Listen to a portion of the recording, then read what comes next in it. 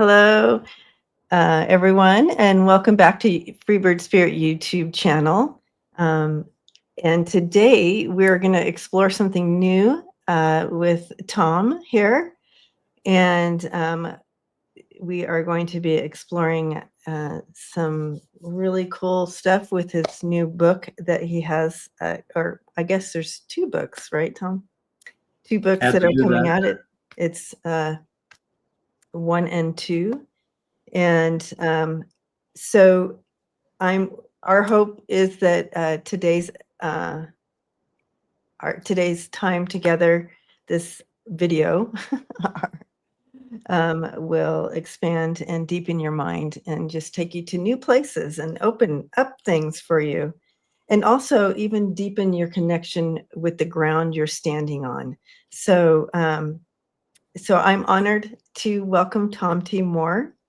He is an award-winning author, spiritual communicator, and the voice behind the Conversations with Gaia, volumes 1 and 2. That's what we're here to talk about today. This new, but if you are new here, he has lots of books that are out there to find. So, Six more. what? 6 more. Oh, yeah, 6 more. There you go. So he has 6 other books. I recommend reading those as well. But in these remarkable books, uh, Tom, you're channeling Gaia and the soul of the earth, and you ask her questions and about everything from ancient civilizations, climate change, medical advancement, our ET family, uh, soul evolution, and even the future of humanity. So you really touched on a lot of bases. So that makes sense that you have 2 volumes. You had too much for one book. True. When my publisher did the book, what do you call it? When it goes into book form, it was over 650 pages. So we mutually decided let's do 2 volumes, over 300 pages each, and so I think that works pretty well because it would look awfully daunting to get a Right. You have this big, you're like, 650 okay, page book. So, yeah, yeah, how am so I going that's to get? that's the way we did it, Yeah. and uh, it's and all these questions. Keep in mind, all these questions in the book, 99% of them came from the readers of my free weekly newsletter that goes out all over the world, and people just send me in questions. I'm told that I'm the only person in the world that takes questions from anybody, and as long as they're of general interest, I don't do personal readings, um, but I'll ask these questions and to help us understand our world and our lives. Yep. Uh, uh, if you're not subscribed to his free newsletter, you can find it at thegentlewaybook.com. So write this down or take a screenshot, but this is where you're going to find all the info about everything we are discussing today at thegentlewaybook.com. And we'll And if, look, I'll and remind if you, everyone at the end. yeah, if you send in questions, keep in mind I'm typically running 4 or 5 weeks behind. I got a lot of questions, Well, there's a lot and of questions that come through, yeah. so it takes a while. All right, well, let's dive in on some questions that I feel like the family here would like to hear. So, starting off, Tom, what led you to begin communicating with Gaia, and how did you come to trust what you were receiving? Oh, So, there's many people who might be watching this that don't know kind of any of the history here. okay. Um, it was in steps that I actually got to Gaia. When I very first started out, it was with a, a shaman in the 1600s by the name of Reveals the Mysteries. And he was the one that the very, very first time I talked to him, he said, Tom, you've incarnated in this time period to reintroduce people to the gentle way, which became the title of my first book, the very first time I ever talked to him. And then after that came Theo, my guardian angel. And Theo is actually known as a golden light being, and they like to be known as servants of the Creator. And so when I asked Theo very early, what name shall I call you? He said, oh, Tom, um, humans can't pronounce angelic names. You can call me Tom, Dick, or Harry, but Tom will be a little hard in your meditation since your name is Tom. He has the humor. Yeah. And so I thought for a while, and a couple of weeks later, I started calling him Theo. Then eventually, I had Earth questions, and I thought, well, you know, everybody keeps talking about Gaia, soul of Earth. And so I asked to speak to Gaia. You have to understand, you can speak to any being in the universe, and that includes Creator. Okay. So I call him Creator because God, to me, doesn't encompass what this being has done to create a universe with trillions of galaxies. And one day, far in the future, we'll discover that every single one of those trillions of galaxies are different from each other, which is just amazing. Beautiful. So I truly believe that the gentle way journey that you went on really sets the tone for your work that you began and are doing with Gaia in these 2 volumes. So for our listeners, the family here that are unfamiliar with the idea of Earth as a conscious being, and I know you touched on it just a little bit here, how would you describe Gaia's energy and personality now that you've been intertwined with her energy? Okay. Can I take us back to the beginning when she first came to our universe? Yeah, we're here for it. Okay.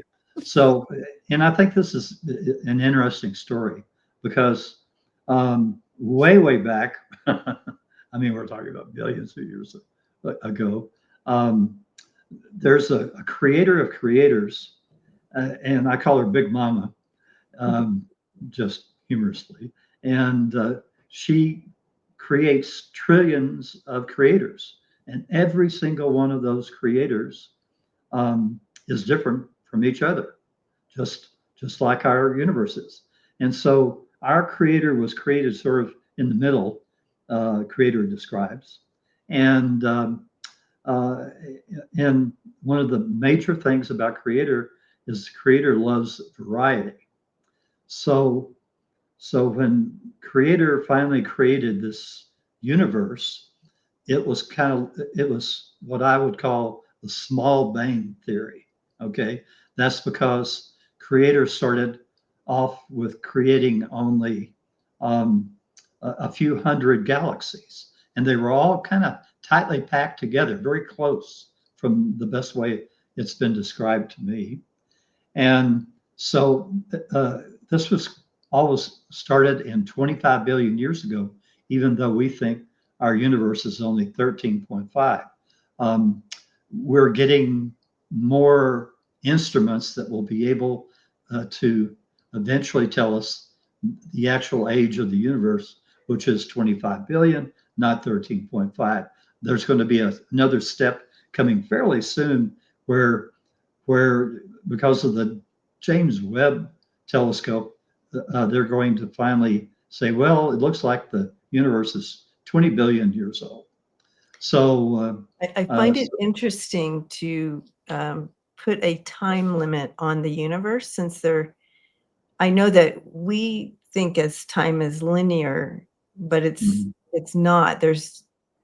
The concept of time becomes so different when you are reaching out further. But for our linear minds, we're going to find out that it's much older than we originally thought. Right. Even though I think it's timeless, but Well, 25 billion years is just it's about pretty much timeless. timeless, right? And I've even asked, well, is there another creator of creators? They don't know. Nobody knows. I thought it was interesting. Or I even asked, well, did something create the creator of creators? And they don't know either. So it's like, yeah, we got our own things to worry about, So let's go on.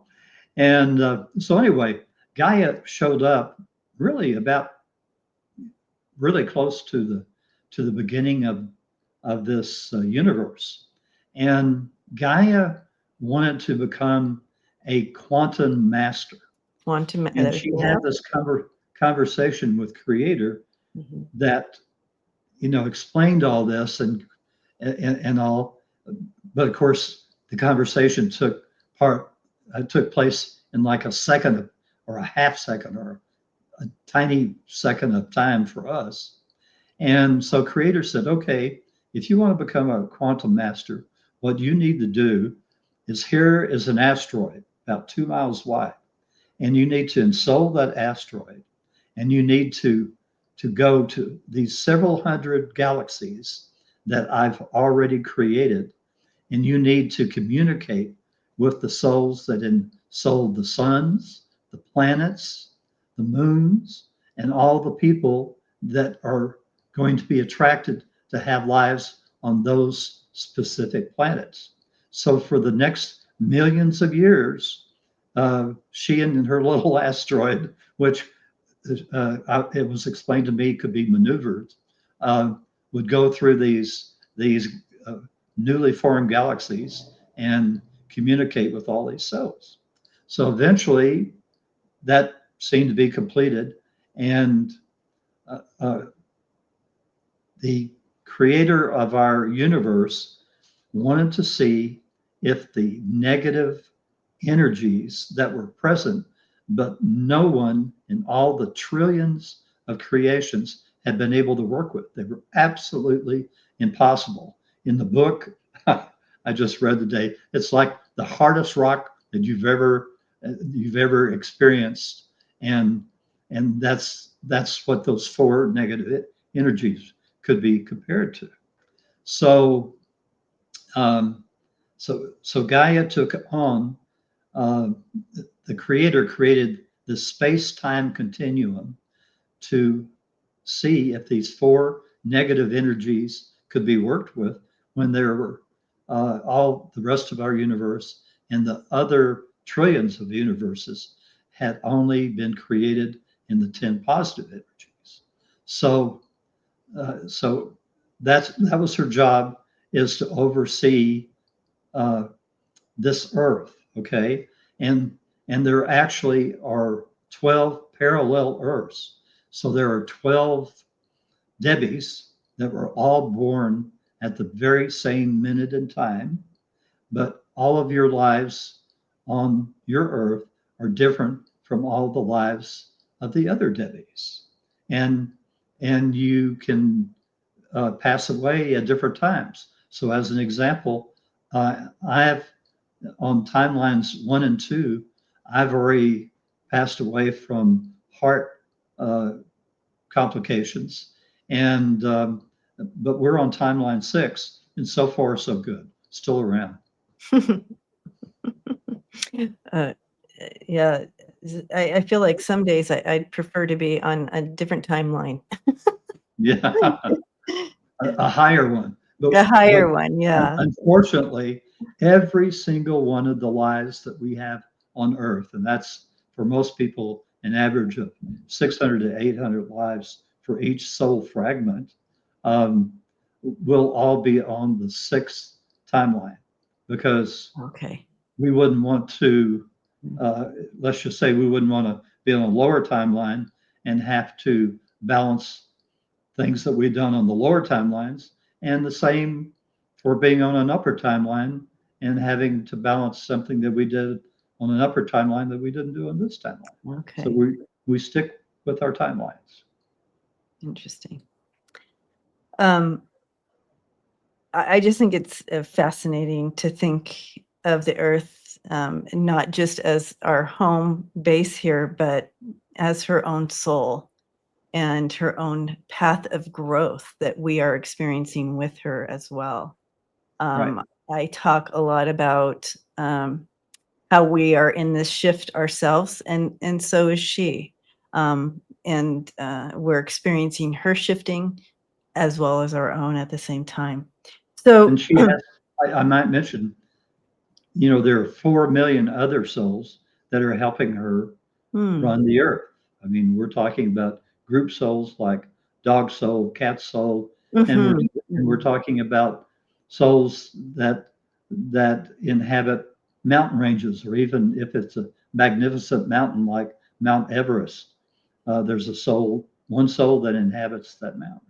Or even a rock, a stone, right? Yes, I right. love it.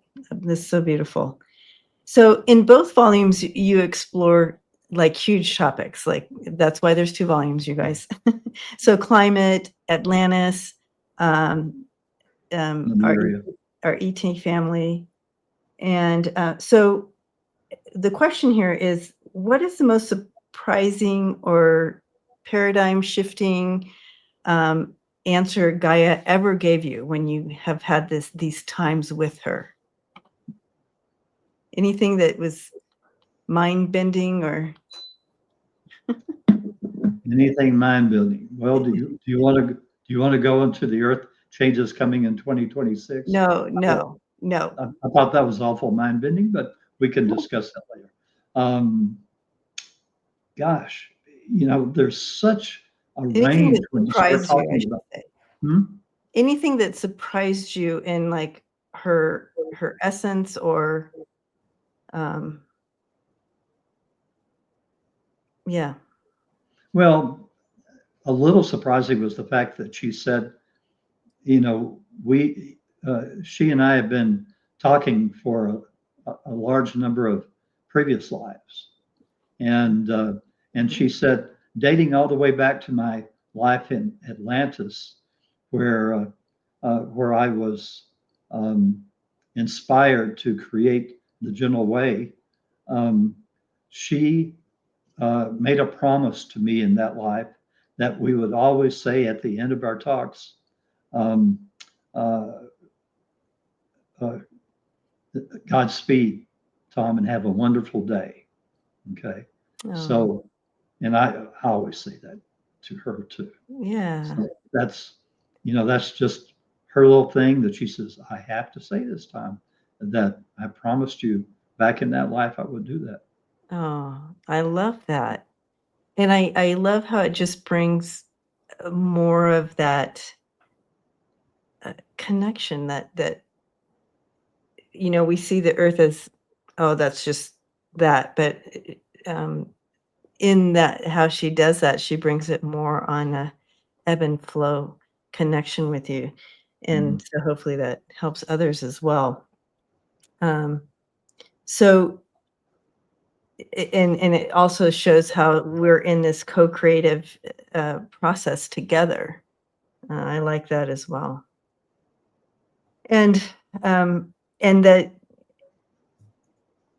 we're active participants together, and with the you said how many million or hundreds of thousands of co-creators with her or support.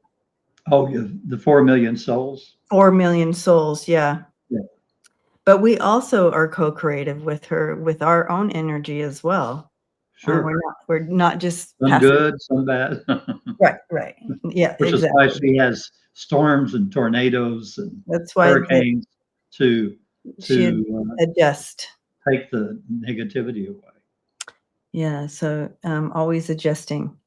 Um, Okay, so another thing I wanted to ask here is you mentioned that Gaia only answers questions that you think to ask. Yes. It's not some stuff that she volunteers, right? Right. Has there ever been a time that she's redirected you or not answered a question you've asked? Hmm. Yeah.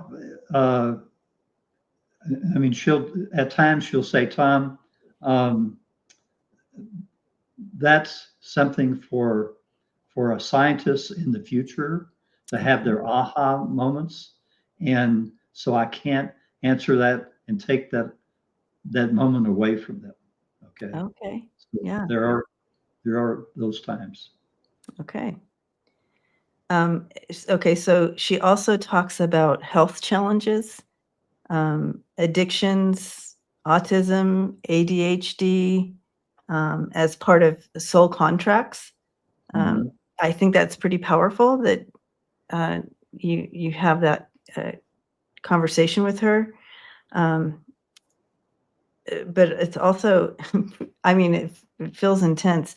How should we hold that information about falling into blame or without falling into blame or guilt that she So provides through some of the so you all have to read the book to get all those things, but maybe I I'm need to read curious, it again.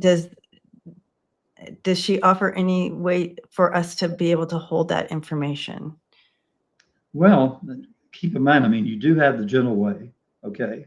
Yeah. So, which does lessen the challenges, as she has explained to me, um, and Theo has.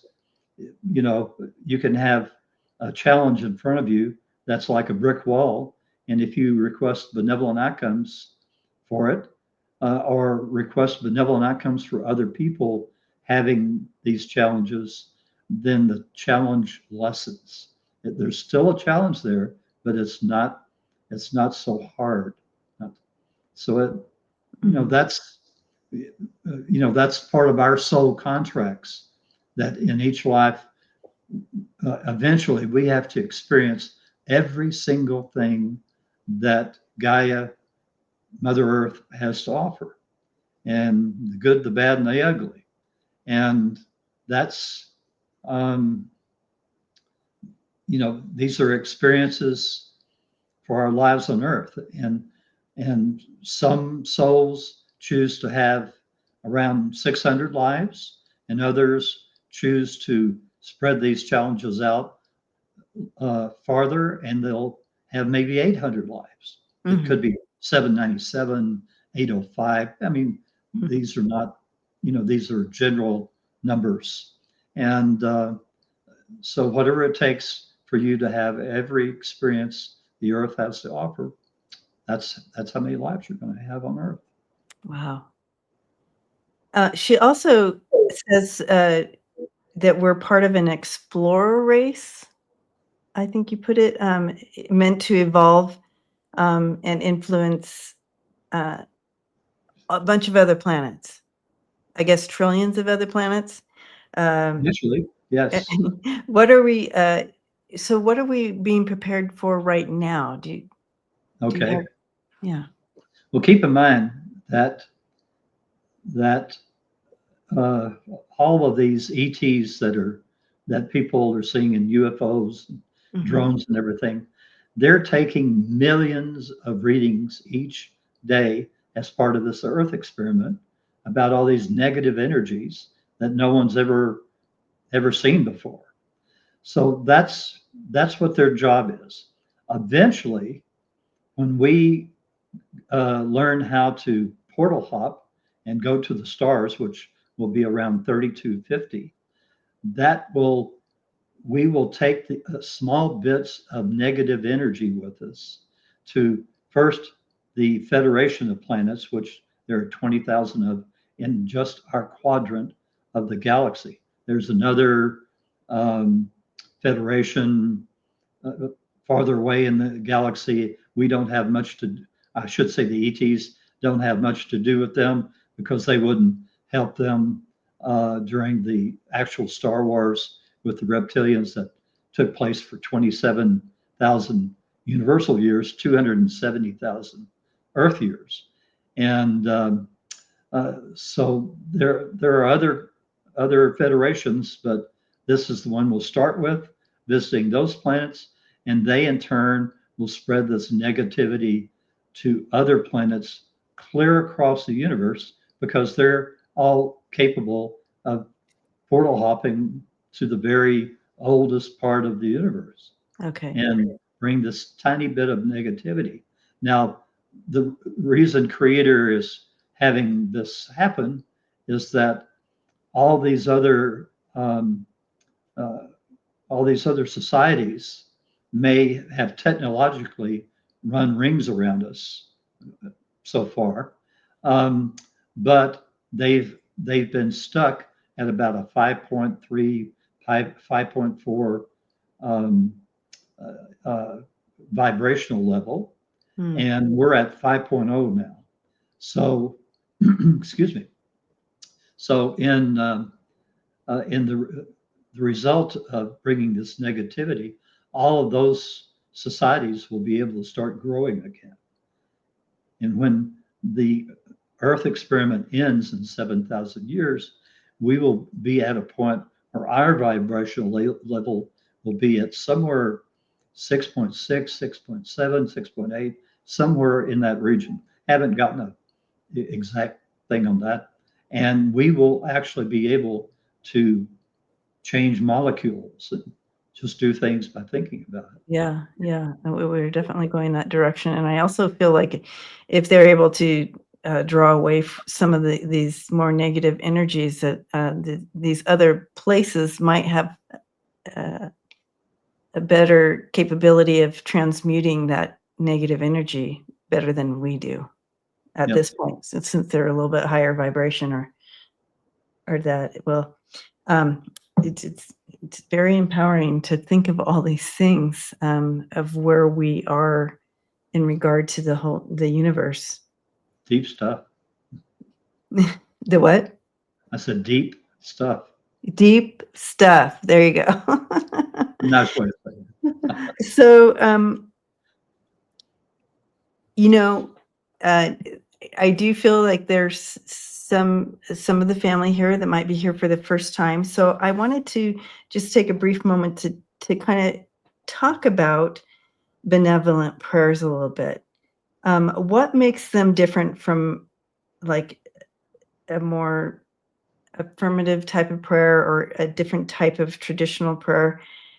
How can someone start using them? And I know there's a lot of information on your website that folks can go to, but in a nutshell, because that is the benevolent prayer, that is such a beautiful gift that you have given to not only this community here on, uh, on this channel, but globally. Yeah. So, And when I first started using it, I didn't know what it was. In fact, I probably in my first book, I said, well, I don't know how this works, but it works. And, and I started using it. I'd say I request the most benevolent outcome for my, for a parking space in front of the, busy restaurant or whatever. Simple, mundane kind of things that anybody can ask, or people can request a benevolent outcome for the drive to work. And slowly but surely, as you gain confidence by these mundane requests that become true immediately, then you slowly start spreading your wings, so to speak. yeah. And you slowly start asking for more important things in your life. And whether it be requesting a most benevolent outcome for the perfect job, or for the perfect mate, or the perfect house or home or place even to live. All these take more time, and you have to be patient. And sometimes that's a little hard for humans to do, be patient. So, I love that, and I like how you have that step by step, like start out like this, so, and it builds up you're like, oh, that is real true. It did happen, whatever. And so Mhm. then it's like, oh, I believe this. It believes it brings in belief there, and then you start to see it unroll, and you. And then for other people, you say it a little different. Other people, nations, pets. What you say? I ask any and all beings to aid and assist the the people of Ukraine to have peace in their lives, even sooner than we can hope for or expect. Thank you. Things like that. And you have samples of these prayers on the website Yeah, and in your newsletters. So in the newsletter, yeah. sure. And Um, and speaking of Ukraine, um, just to go back for the newsletter for a second, um, uh, on the April 26th newsletter, I was told that Ukraine was planning a surprise attack on Russia. And I just got the chills. so Gaia lets me know sometimes. A lot of Yes. times not. Wow, that's pretty powerful, and that just happened. Okay, so if if one of the family here, the listeners, wanted to begin communicating with Gaia directly Mhm. themselves, what would be your advice for opening that channel for them? Well, the two basic. First of all, you need to do a breathing, some type of a breathing exercise to you closing your eyes and lowering your breathing so you're not thinking about anything in the daytime. Now, because I feel a responsibility to the people reading my newsletters and everything, I, let's see, last Saturday I was up at 2:15 and went back to bed at 5:45, and and so I do them in the middle of the night, so I have absolutely nothing else on my mind. Now Okay. that's how I do it. You don't have to go to that extreme if you don't want to, but you do have to have a quiet time where you can clear the what they call the monkey The thoughts monkey brain. out of your Monkey brain. brain. And when you're doing that, then you also need to surround yourself with a bubble of white light. I've been told, even for my work, not only to surround myself with a bubble of white light that goes out as far as it needs to go in order to utterly and completely protect me, but I also then send a bubble of gold light on the outside of the white light to again further protect me. Now, I was told specifically to do this for my work. I'm not, you Right. know, No, that's beautiful. my work is kind of different than what someone would just be interested. And then you can simply say, I wish to speak to Gaia. And Gaia will say, here I am. Just I like love it. Creator. Creator tells me that in the future, every single person on earth in their meditations will communicate with Creator. And and Creator says, I can have trillions of conversations going on all at the same time. So Right. I will answer even the most trivial questions you have. So please feel free to communicate with me if you wish. Mhm. So all of these beings are typically doing this in love, and Mhm. uh, Mhm. and that's the important thing. And If I for any wanna. reason, excuse me, one more thing before I forget it. Uh, if any being starts telling you to do this or do that, immediately cut off the conversation and send white light and love to that being, and surround yourself with a bubble of white light. So Good point. Good point. Whenever any entity is trying to do that, nope. Uh, and it can be as simple as if you don't wanna really, step into that deep communication with Gaia herself, if you just wanna be in her presence and in the essence of her fully, sometimes is you could just be sitting outside and under a tree or next to a Yeah. tree and just connect in it and just be and let her love you. It's just beautiful. Put your feet on the ground. Put your feet on the ground. Sure. Exactly. So this next question, and I want to preface it. I don't want you to give any predictions because I want people to get your book to read the predictions for 2026. So Oh, I want to mm, leave that there. So oh, the I bait. think, I think we need to discuss it a little bit. So I would prefer to leave it just for a little for Okay. bait for folks to grab the book and read it. Um, Okay. but what is an an important message that Gaia wants humanity to hear right now, besides the predictions for 2026? Hmm. Gosh, she wants me to get the word out there, and there will be people that will be absolutely uh, furious, or um, because their sole contracts are to experience what's coming next year. Mhm. And then there will be people that will say, Tom, I need to start making some plans. And I mean, I even, gosh, I can't, maybe it'll be in my newsletter eventually in the next week or so. But, I have even a large Indian nation in California that, you know, may be moving. So she has some big messages about the shifting of planetary stuff um, for 2026, and so you feel like that's the most important thing she wants us to hear from her.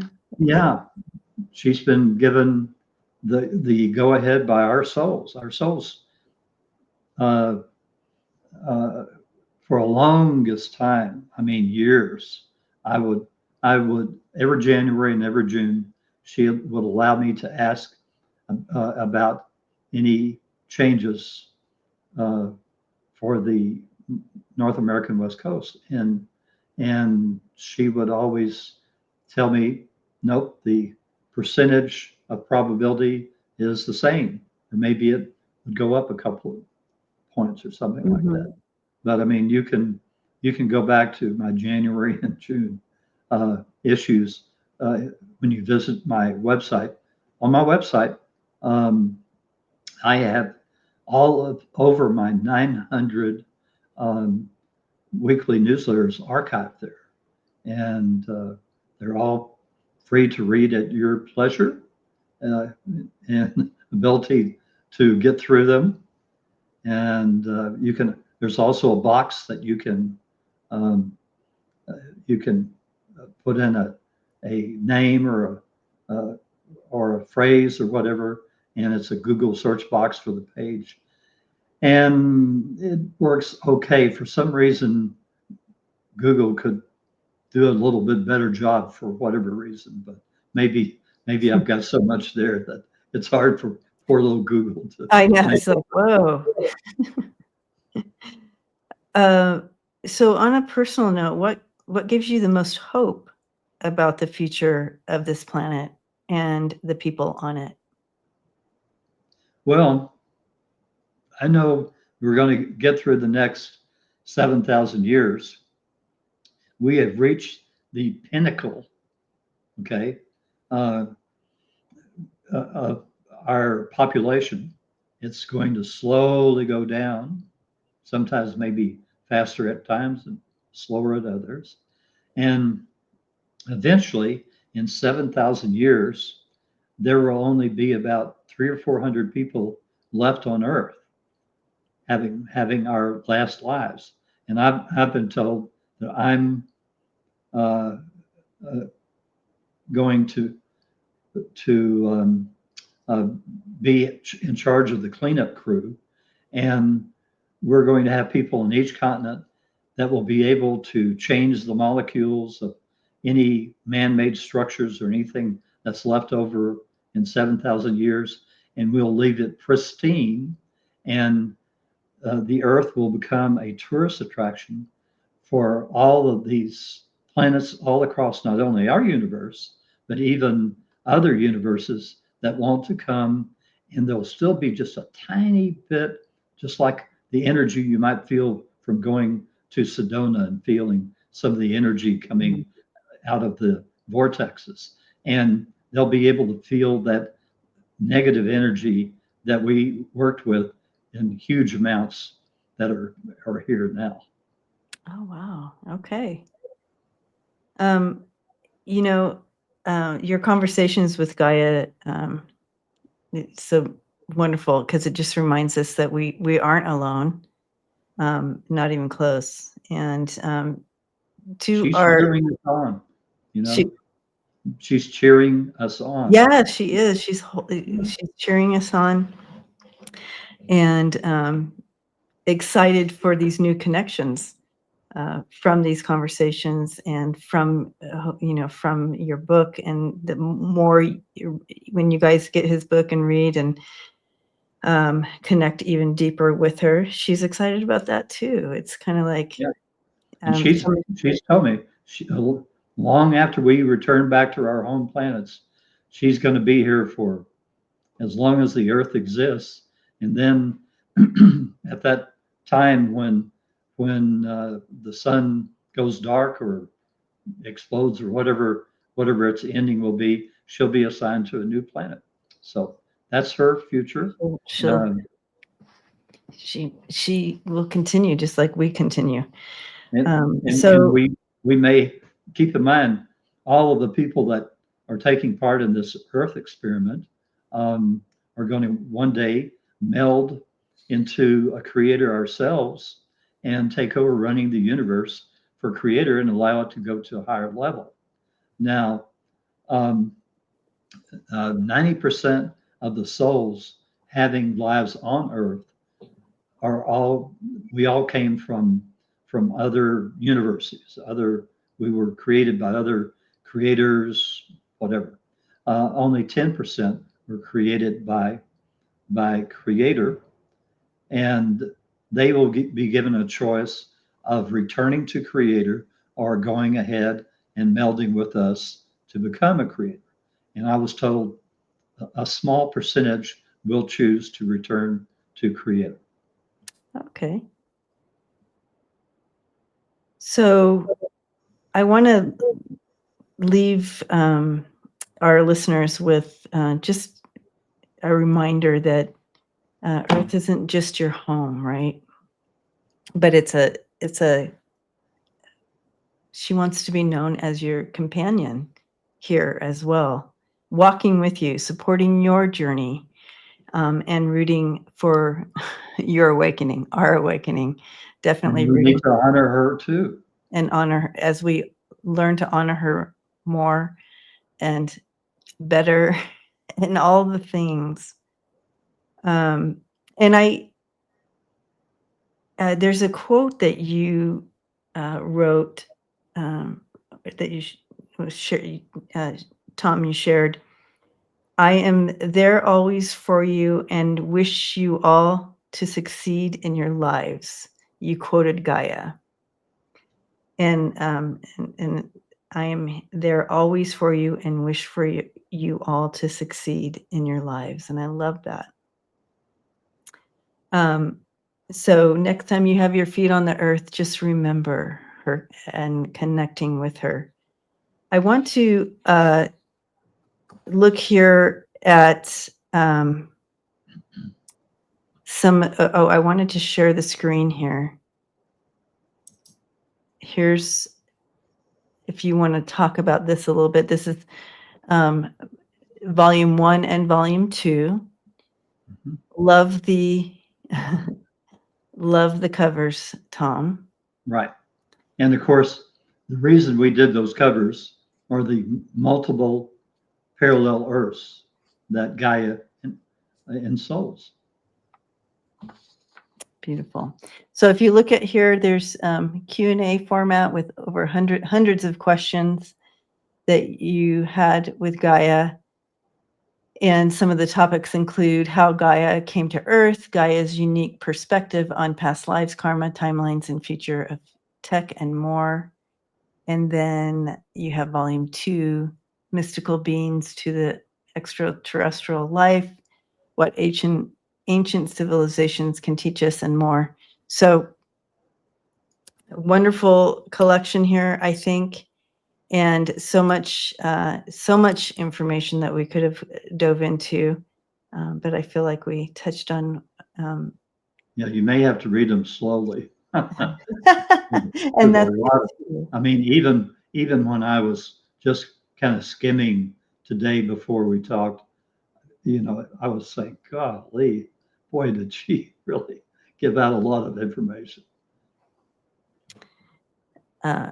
Yeah, so it's one of those ones where you will keep referring back to. Just like all your books, I feel like are, ones that you would refer back to over and over again, and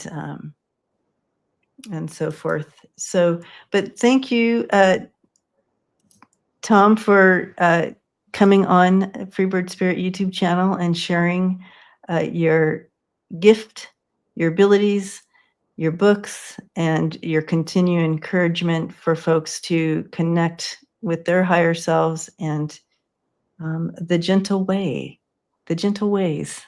of things. And Check out the books. You'll expand your mind. 100% expand your mind.